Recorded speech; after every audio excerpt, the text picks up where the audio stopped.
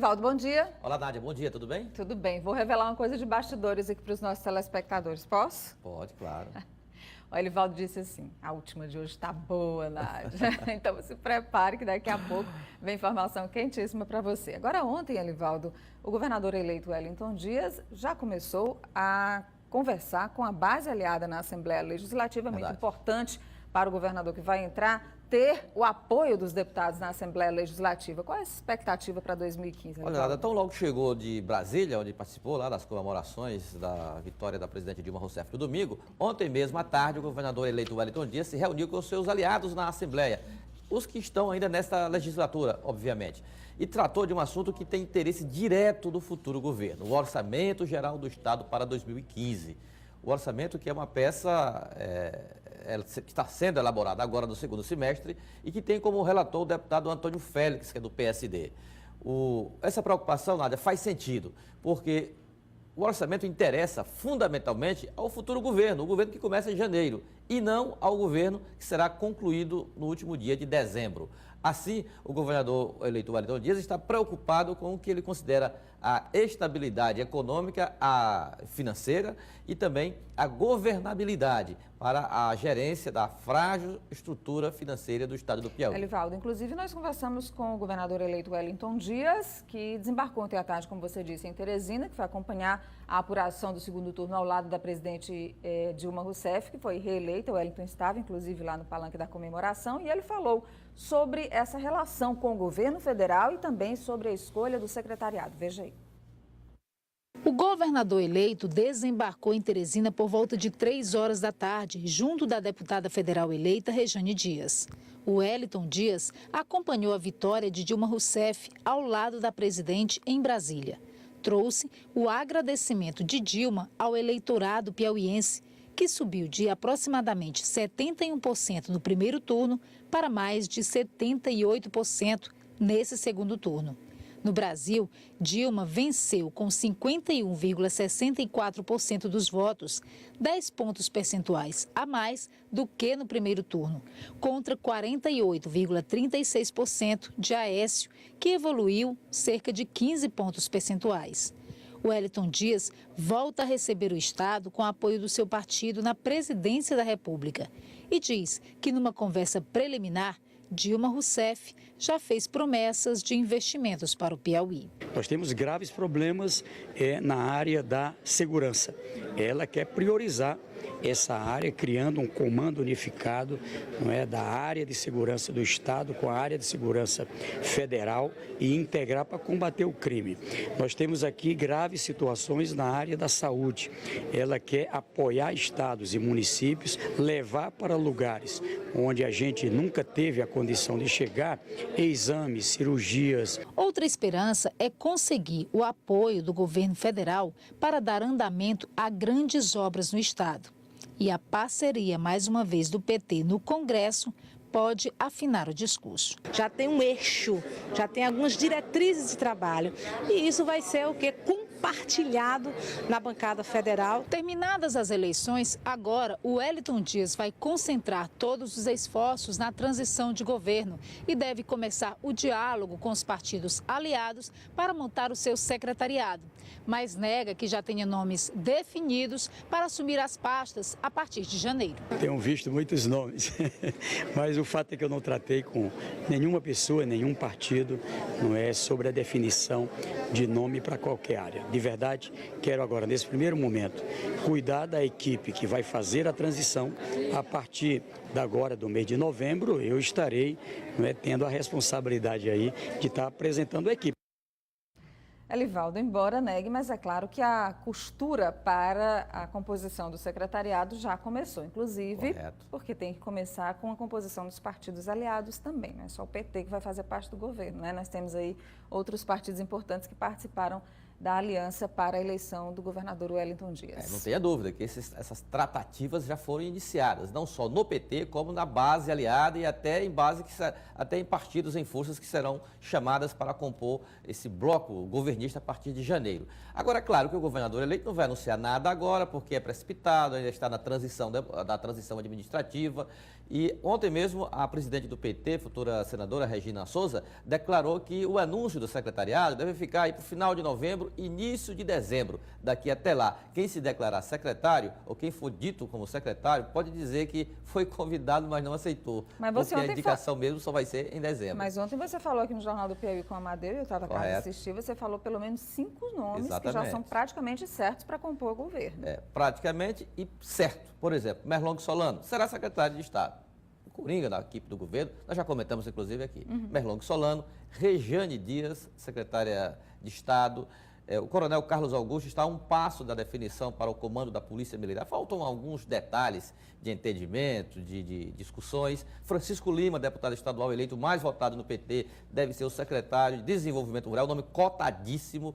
O governador reeleito deve convocar algum integrante da bancada de vereadores em Teresina, pode ser o vereador Edilberto Borges, o Dudu do PT, para o primeiro escalão do governo do estado, abrindo vaga para a primeira suplente Gilvana Gaioso, que é irmã da deputada estadual eleita Flora Isabel. Comenta-se também, com muita intensidade, a possibilidade do deputado Fábio Novo assumir a coordenadoria de comunicação. Eu não sei se tem alguma dificuldade em relação à coordenadoria ou secretaria, mas me parece que a coordenadoria tem status de secretaria. Então não tem nenhum problema um parlamentar assumir essa coordenadoria. E também a criação da Secretaria da Cultura, no lugar da atual Fundação Desenvolvimento da Cultura, a Fundac, sai da estrutura administrativa e será criada uma Secretaria da Cultura. O nome também muito comentado é o do ex-coordenador de comunicação, o Wellington Soares, que também é muito próximo ao governador eleito Wellington Dias. Enfim, são nomes cogitados, são especulações, é verdade, não há uma definição. O governador eleito sempre diz, olha, não digo nem que sim, nem que não, só trato do assunto na hora certa, em dezembro.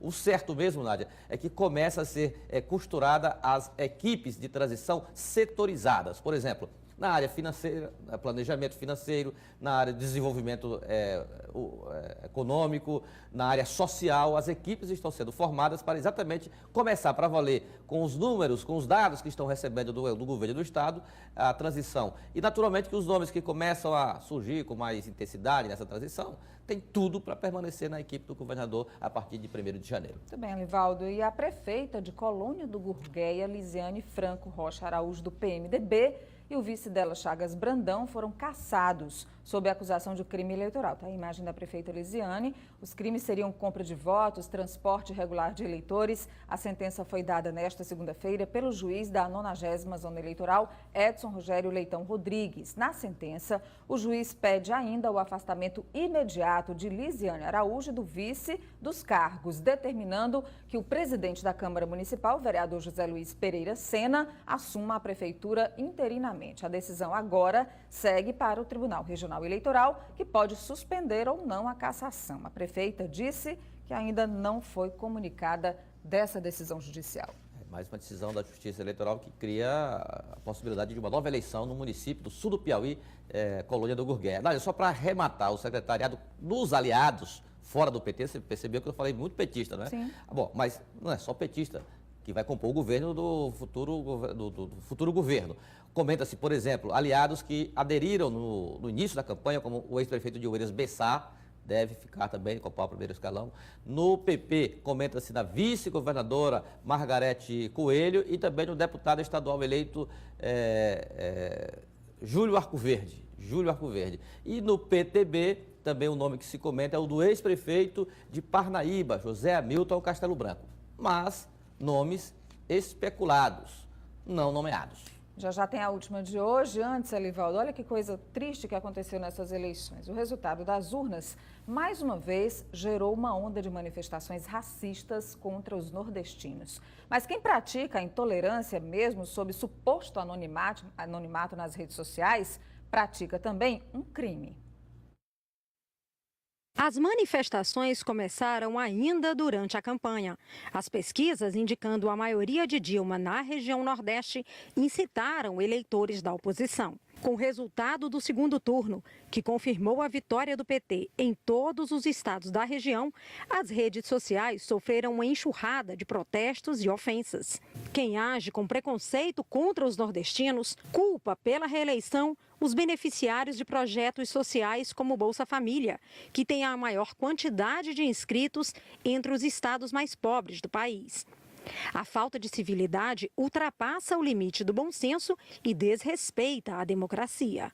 Com a popularização das redes sociais, até um celular ganha poder de fogo. E os comentários ganham uma proporção antes inimaginável. Mas o direito à livre manifestação da opinião acaba quando esses comentários trazem um tom discriminatório e o teor do ódio e da intolerância. A reação veio com a hashtag Sou do Nordeste mesmo e com orgulho, que ficou no primeiro lugar do ranking das expressões mais comentadas no Twitter. A guerra via internet pode ter consequências. Segundo essa advogada, a OAB pode oferecer notícia-crime ao Ministério Público Federal, que pode ajuizar ação penal para responsabilizar os autores das mensagens ofensivas. O primeiro crime é o crime de racismo, né? O crime de racismo decorrente da procedência nacional. O outro crime é a incitação de ato violento, a incitação pública de ato violento, né? Na rede de comunicação pela internet, né? Então, esses crimes, eles podem trazer a pena de prisão de 2 a 5 anos, além de multa. E o outro crime, que é a incitação de ato violento, pode trazer a pena de 3 a 6 meses mais multa.